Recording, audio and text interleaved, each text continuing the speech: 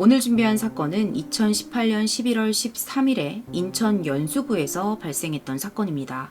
사건에 대한 재판이 2019년 5월 14일에 있었는데요.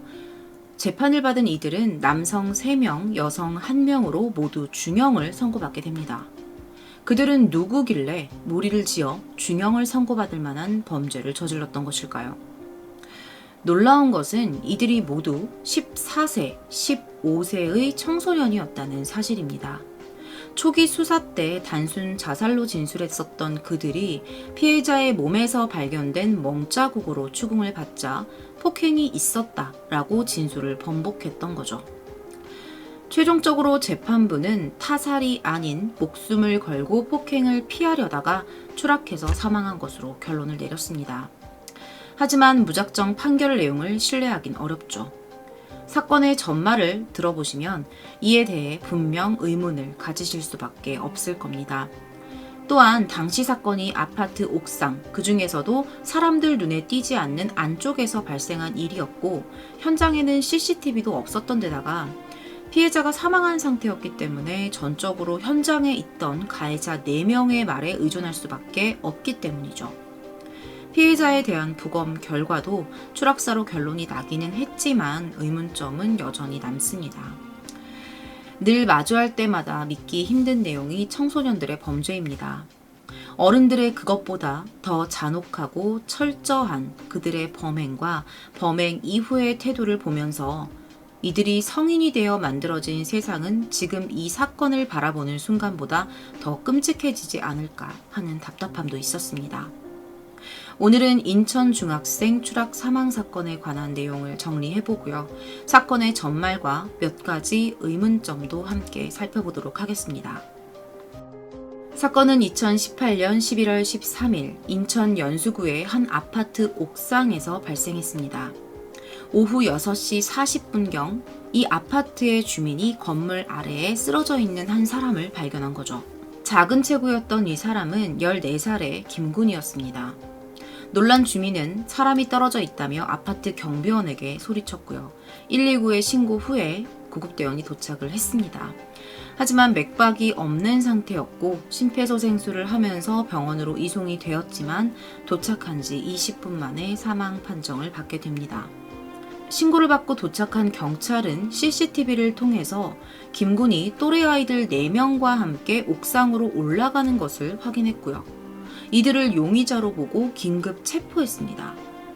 체포된 이들은 4명이었는데요. 이들은 입을 맞추기라도 한 것처럼 같은 진술을 합니다. 김군이 처지를 비관해 스스로 떨어졌다라고 말이죠. 도대체 이날 이곳에서는 어떤 일이 벌어진 것일까요? 사건의 전말을 알아보겠습니다. 지금부터 용의자들을 A군, B군, C군, D양으로 부르겠습니다. 2018년 11월 13일 자정이 넘은 새벽, 김군은 초등학교 동창생이었던 B군의 연락을 받고 밖으로 나갑니다. 약속 장소에는 A, B, C군과 그들이 데리고 나온 2명의 여학생이 있었죠. 이들은 곧바로 어디론가 향합니다. 장소를 2번 바꿨는데요. 그 이후에 도착한 곳은 CCTV가 없고 인적이 드문 한 공원이었습니다. 그런데 공원에 도착하자마자 갑자기 분위기가 반전이 됩니다. 그들 중에 A군과 B군이 김군을 때리기 시작했던 거죠. 그 정도가 상당했다고 합니다. 김군은 친구들에게 살려달라고 빌었습니다. 그런데 여기서 A군의 반응이 참 무섭기까지 했는데요. 이럴 때가 가장 재밌어 라는 말. 자신에게 무릎 꿇고 살려달라고 비는 친구의 모습에 기쁨을 느꼈던 거죠. 그랬던 이 A군은요, 사실 이 무리의 서열 1위였습니다. 김군을 불러냈던 초등학교 동창 B군은요, 서열 2위였어요. 폭행 현장인 줄을 모르고 따라 나섰던 2명의 여학생들이 이들의 폭행을 말리자 서열 1위 A군은 김군에게 10초를 줄 테니 도망가면 도망가 봐라 이렇게 말을 했습니다. 10초 동안 김군은 필사적으로 뛰기 시작했습니다. 그리고 건물 여기저기에 숨어 있다가 한 쉼터로 들어가 몸을 피하게 되죠. 쉼터에서의 밤이 지나고 김군은 또다시 동창 비군, 아까 서열 2위였죠. 새벽에 김군을 불러냈었던 그 비군의 SNS 메시지를 하나 받게 됩니다. 내용은 아까 빼앗았던 전자담배를 돌려줄 테니 나와라 라는 것이었죠. 나가기 싫다는 김군의 말에 비군은 때리지 않겠다. 전자담배를 돌려받고 싶으면 나와라 라고 말을 합니다. 14만원 상당의 전자담배를 그냥 빼앗길 수 없었던 김군은 절대 때리지 않겠다는 비군의 말을 다시 한번 믿고 약속 장소에 나가게 되었습니다. 그곳이 바로 이 아파트 옥상이었습니다. 그런데 전자담배를 돌려받을 줄 알았던 이곳에서 2차 폭행이 시작이 된 거죠. 처음에는 15대로 끝내겠다고 했던 폭행은 90대까지 이어졌고요. 결국 이것 역시 집단 행동으로 이어지게 됩니다. 이런 상황이 1시간가량 지속되었다고 합니다. 아무리 동급생이라고 해도 한 명의 왜소한 아이가 4명의 아이에게 1시간 동안 이런 일을 당했다면 여러분들은 이 아이가 버틸 수 있다고 생각하시나요? 이미 90대 이상을 맞은 상태에서 말이죠. 게다가 이들 중에 동창이었던 서열 2위 비군은 키 190cm의 거구였다고 합니다. 김군의 키는 160cm가 채 되지 않았습니다. 이외에도 그들은 김군이 견디기 힘들 만한 가혹행위까지 했던 것으로 경찰 조사 중에 밝혀졌습니다. 그리고 그들의 말에 의하면 약 1시간가량의 폭행이 중단이 되고 본인들끼리 인터넷 쇼핑몰을 구경하고 있는 사이에 김군이 갑자기 이렇게 맞을 바에야 죽는 게 낫겠다 라고 말하면서 뛰어내렸다고 하는 거예요. 이것도 사실 처음에는 폭행 정황이 드러나기 전에는 단순히 자신들이 함께 옥상에 있다가 김군이 처지를 비관해서 뛰어내렸다라고 진술을 했었어요.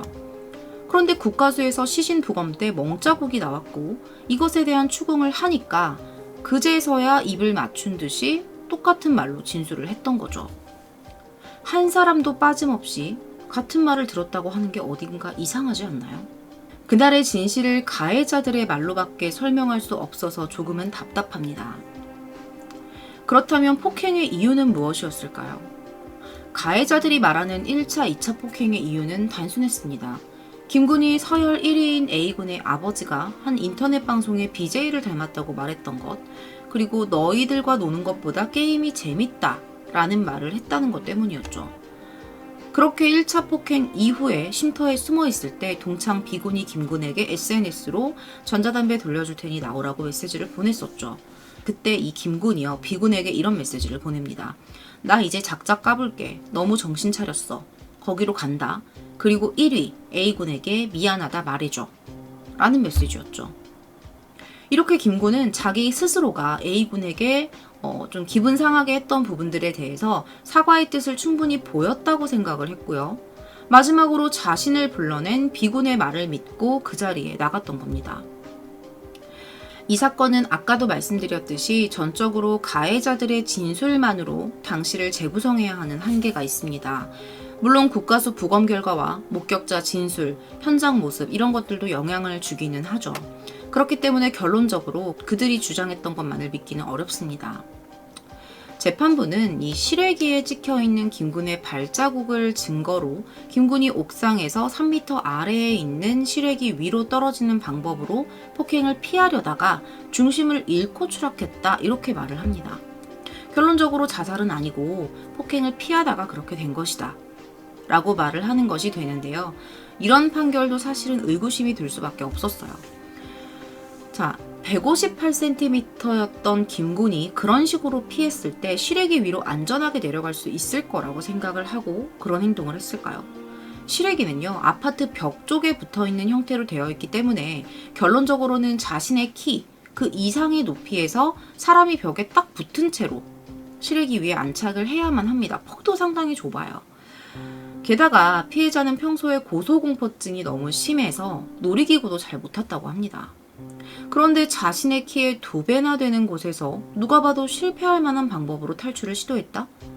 실외기까지의 높이가 2배지 실제로는 아파트 옥상 위에 서 있는 공포를 그대로 느껴야 하는 상황입니다. 물론 발자국은 발견이 되었다고는 하는데 이 발자국이 재판부의 말대로 김군이 스스로 피하려다가 난 건지 아니면 또 다른 상황에 의해서 난 건지 그건 알 수가 없죠.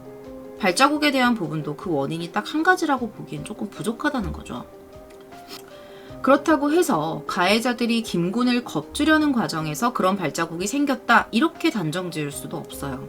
결국은 김군이 스스로 실행기 위에 올라간 상황을 가지고 설명을 해서 판결을 내려야 하는 상황이 된 거죠.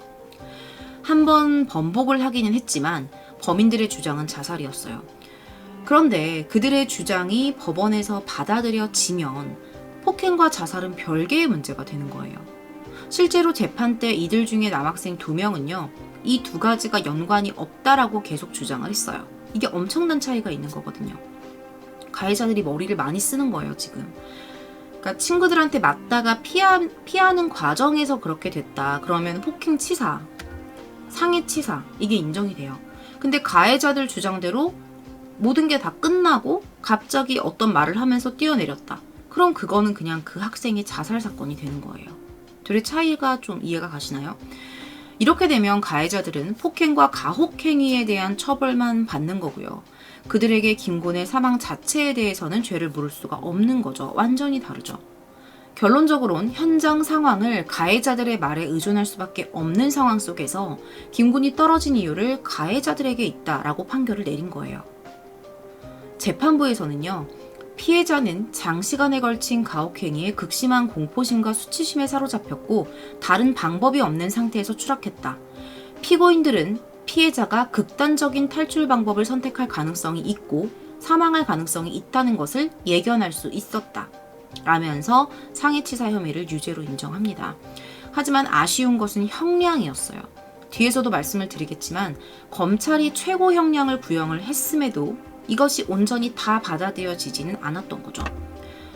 이 사건은요, 정말 가해자들의 말대로 김군이 폭행이 다 끝난 뒤에 자살을 했다고 해도 아니라고 반박할 만한 증거는 없다고 봐요.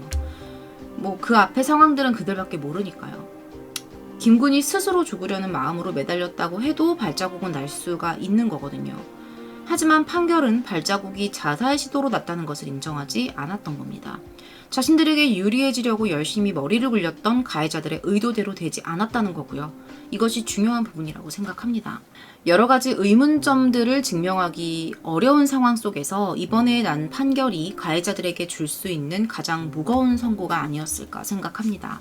이미 국가수에서는 사망의 원인이 추락에 있다고 말을 했었죠. 하지만 그 추락의 원인도 가해자들이 겁을 주려고 김군을 데리고 난간에서 위협을 하다가 그랬을 수도 있다고 본다면 타살 가능성도 결코 배제할 수는 없을 겁니다. 그리고 이상한 점도 있었습니다. 처음에 추락한 김군을 발견했던 아파트 주민의 말에 의하면 그 김군을 발견하고 난 이후에 10분 정도가 지나서야 이 가해자들이 밑으로 내려왔다는 거예요. 10분 동안 그 위에서 뭘 했을까요? 10분 만에 내려와서 울면서 자신들이 김군의 행동을 막으려고 했는데 실패했다. 이렇게 말을 했던 거예요. 근데 그랬다면 바로 뛰어내려왔어야 하는 거 아닐까요? 게다가 이 폭행의 정도도 상당했기 때문에 그것이 사망의 원인이 되었을 가능성도 충분하다고 봅니다. 이미 공원에서 1차적으로 많이 맞은 상태로 또다시 같은 일이 반복이 됐기 때문에 김군은 분명히 많이 힘든 상태였을 거라고 생각을 해요. 그러다가 정신을 잃은 김군이 사망했다고 착각을 하고 자살로 위장했을 가능성도 있는 거겠죠. 그들이 했던 행동들을 이렇게 보시게 되면 방금 말씀드린 가능성에 더 무게를 두게 돼요. 하지만 만에 하나 자살의 가능성이 있다면 그것도 무시할 수는 없는 부분이죠. 물론 김군과 사건 며칠 전에 함께 놀았었던 친구는 이렇게 말해요. 절대 그럴 리가 없다. 며칠 전만 해도 김군이 나한테 나 20살 되면 돈 많이 벌어서 잘 살 거야 라는 말을 했었는데 이렇게 열심히 살려고 하는 애가 그랬을 리가 없다 라고 생각했던 거죠. 그런데 그동안 봤던 사건들에서는 아무리 삶의 의지가 있었어도 상황 자체가 사람을 바닥까지 몰고 가면 더 이상 숨을 곳이 없어지고 극단적인 선택을 하는 경우들도 있었습니다. 친구라고 믿었던 동급생들의 폭행과 그런 가혹행위 앞에서 김군은 아파트 난간에서는 고소공포증보다도 더 큰 수치심과 두려움을 느꼈을 수도 있습니다.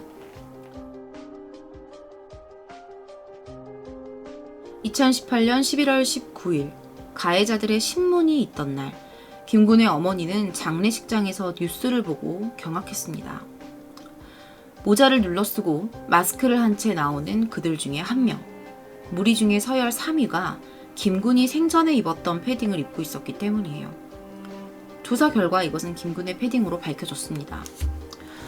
알고 보니까 이 서열 3위가 같은 반 친구에게 흰색 패딩을 빌렸고 그 몇만 원짜리 저가의 패딩을 고가의 패딩이라고 속여서 실제로 고가였던 이 김군의 패딩과 바꾼 거예요.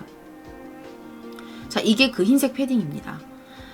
그런데 1차 폭행 당일에는 이 베이지색 패딩을 서열 3위가 아닌 서열 1위가 입고 있어요. 아직까지 그 이유는 밝혀진 바가 없습니다. 그런데 여기서 가장 문제가 되는 거는 자신들에 의해서 목숨을 잃은 김군의 패딩을 당당하게 입고 영장 실질심사에 나왔다는 겁니다.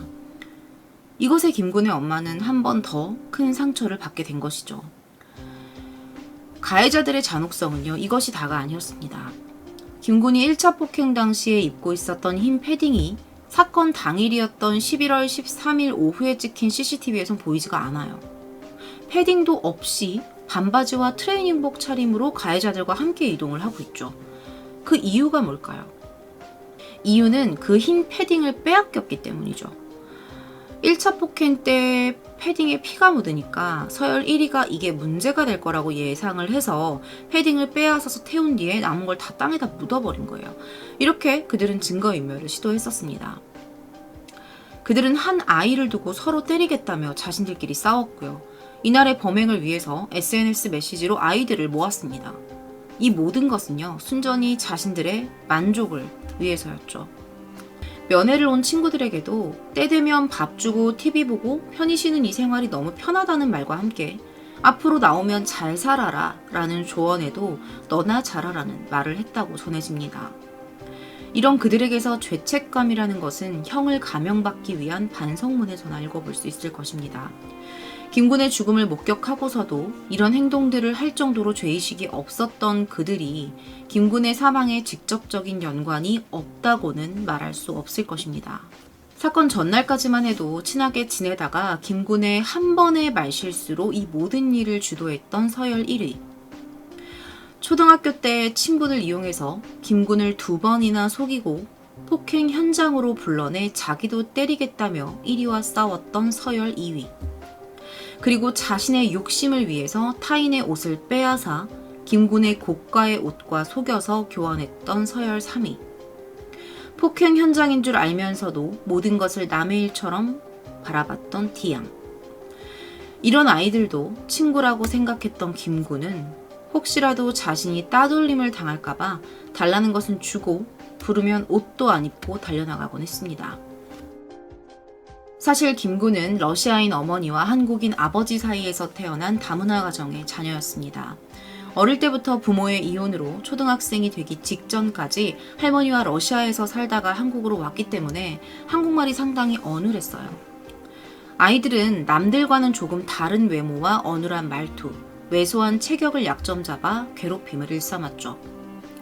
그러던 와중에 중학교에서 자신과 놀아주는 친구들을 알게 되다 보니 그 친구들이 하자는 대로, 시키는 대로 모든 것을 해왔던 것입니다. 무리에서 떨어지기 싫은 마음이 컸을 거예요. 실제로 평상시에 가해자들이 김군에게 어떤 요구를 하면서 이거 안 하면 너 빼버리겠다 라는 식의 말을 자주 했었다고 해요. 상담 선생님에게는 김군이 이런 말을 했대요. 학교에서 받는 스트레스가 너무 크다. 하지만 내 마음을 도리라고 생각하고 무시하고 버틸 것이다. 라는 말을 했던 정말 외로운 14살의 소년이었습니다. 이 사건은 여러모로 안타까움이 많이 남습니다. 어떤 판결이든 최대한 얻을 수 있었던 증거와 진술, 정황 내에서 무거운 판결이 나왔다고 언론에서는 말을 하기는 하지만 낯선 땅에서 단둘이 아들과 의지하며 살았던 엄마에게 위로가 되기는 어렵겠죠. 게다가 가해자들은 전혀 반성의 기미가 없고요. 김군의 사망과 관계없는 사람인 척 살아갈 것입니다. 이들의 형량은 검찰 구형에 미치지 못했습니다. 앞서 검찰은 19세 미만 소년법을 적용받는 미성년자에게 상해치사죄로 처벌 가능한 법정 최고형인 징역 장기 10년, 단기 5년을 구형했었는데요. 최종 판결은 장기 7년에서 3년, 단기 4년에서 1년 6개월을 각각 선고받았습니다. 피고인들 중 일부는 범행을 자백한 뒤에 잘못을 반성하고 있고 다들 만 14세에서 16세의 소년인 점 등을 고려했다. 이것이 양형 이유였습니다. 형을 장기로 다 마치고 나와도 그들은 20대 초반의 젊은이들이겠죠. 더 빨리 나온다면 10대 청소년인 상태로 다시 나올 수도 있습니다. 반성도 없이 교도소가 편하다고 말하는 이들이 사회에 나와서 또 어떤 짓을 하게 될지 아무도 모르진 않을 것입니다. 오늘 준비한 사건은 여기까지고요. 외로운 한국에서의 삶 동안 따돌림과 폭행으로 하루하루를 버티다가 마지막까지 그렇게 아프게 떠나간 김군의 명복을 빕니다. 시청해주셔서 감사합니다.